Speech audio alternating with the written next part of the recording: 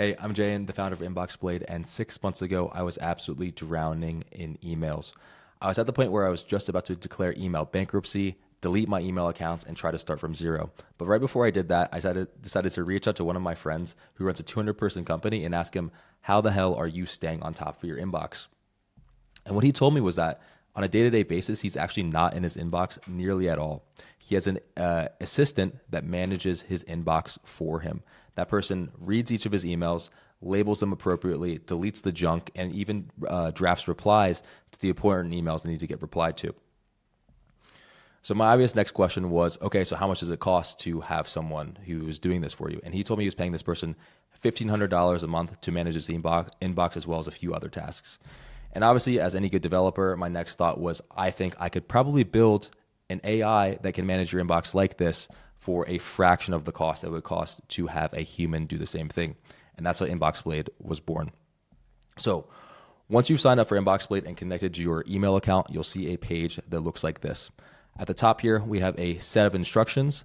This is basically the same instructions that you would provide to a human who has managed your inbox for them. You can write it in natural language, and you very succinctly describe how you would like your emails to be processed as they come in. The default set of instructions are the instructions that I'm currently using to manage my inboxes.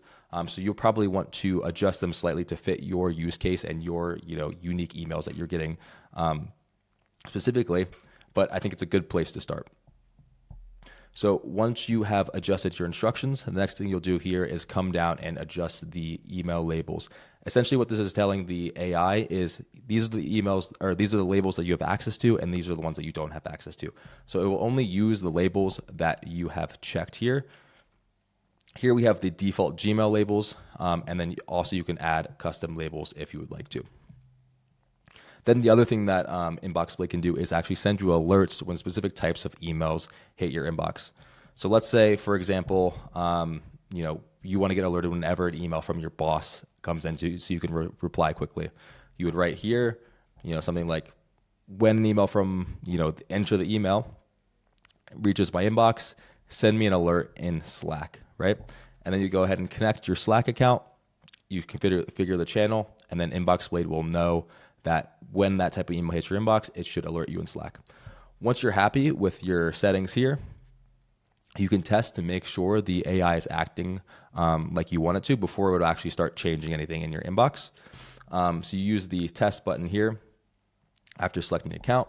And essentially what this is going to do is it's going to go through your last 5 or 10 emails, and it's going to tell you how those would have been categorized, right? So here we see that I'm getting some sort of junk promotional email, and essentially it's labeling it as promotions, and then it's archiving that email.